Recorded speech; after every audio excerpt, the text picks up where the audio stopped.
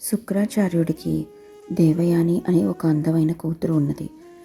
దానవుల రాజైన వృషపర్వుడికి శర్మిష్ఠ అనే కూతురున్నది. ఒకనాడు ఆమె దేవయానిని అనేక మంది చిలికత్తెలను వెంట పెట్టుకుని వనవిహారాయనకు బయలుదేరింది. ఒకచోట వాళ్ళకు ఒక సరస్సు కనపడింది. వాళ్ళందరూ సరస్సులో కొంతసేపు జలకాలాడారు. జలక్రీడలు ముగించి యువతలు ఒడ్డుకు వచ్చి చీరలు కట్టుకోవడంలో తొందరలో శర్మిష్ఠ దేవయాని చీర కట్టుకుంది. దేవయానికి శర్మిష్ఠ చీర మిగిలింది. దేవయాని అహంకారంతో, నేను బ్రాహ్మణ స్త్రీని, నీ చీర నేను కట్టను, నా చీర నువ్వెందుకు కట్టుకున్నావు అని అడిగింది. శర్మిష్ఠ, నీ తండ్రి నా తండ్రి ఇచ్చింది స్వీకరించి మమ్మల్ని ఆశ్రయించి బతుకుతున్నాడు, నా చీర కట్టడానికి నీకు ఆక్షేపణ వచ్చిందా అని శర్మిష్ఠ అన్నది. అంతటితో ఊరుకోక కోపావేశంలో దేవయానిని ఆ పక్కనే ఉన్న బావిలోనికి తోసి తన చెలికత్తెలతో వెళ్ళిపోయింది.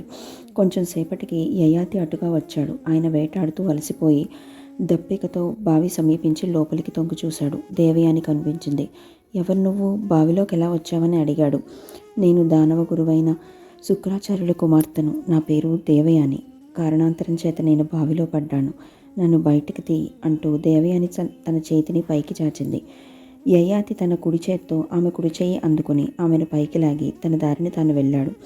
ఈలోపు గార్నిక అనే దాసి దేవయాన్ని వెతుక్కుంటూ అటు వచ్చింది. దేవయాని దానితో, నేనిక వృషపర్వుడి నగరంలో అడుగుపెట్టను, శర్మిష్ఠ నాకు చేసిన అపచారం గురించి నా తండ్రికి చెప్పు అన్నది. కబురందగానే శుక్రుడు దేవయాని వద్దకు వచ్చి, శర్మిష్ఠకు నువ్వేం అపకారం చేశావు తల్లి అని అడిగాడు. దేవయాని తండ్రితో జరిగిందంతా చెప్పి శర్మిష్ఠ అన్న మాటలు కూడా చెప్పింది.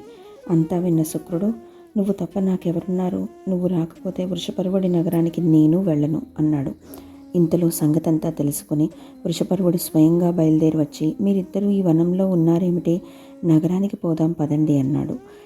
మీ వరుస నాకేం బాగాలేదు, నీ కూతురు నా కూతుర్ని నూతిలోనికి తోసి చంపాలని చూసింది, నాకు మీ సేవ వద్దు అన్నాడు.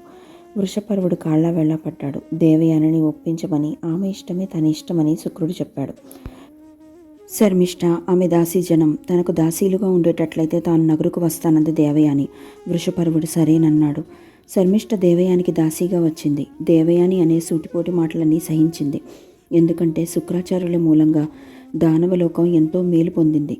ఒకనాడు దేవయాని పూర్వం వెళ్ళిన చోటికే వెళ్ళింది. మళ్ళీ యయాతి వేటాడుతూ అటుగా వచ్చాడు. శర్మిష్ఠను దేవయాన్ని చూసి మీరెవరు అని అడిగాడు.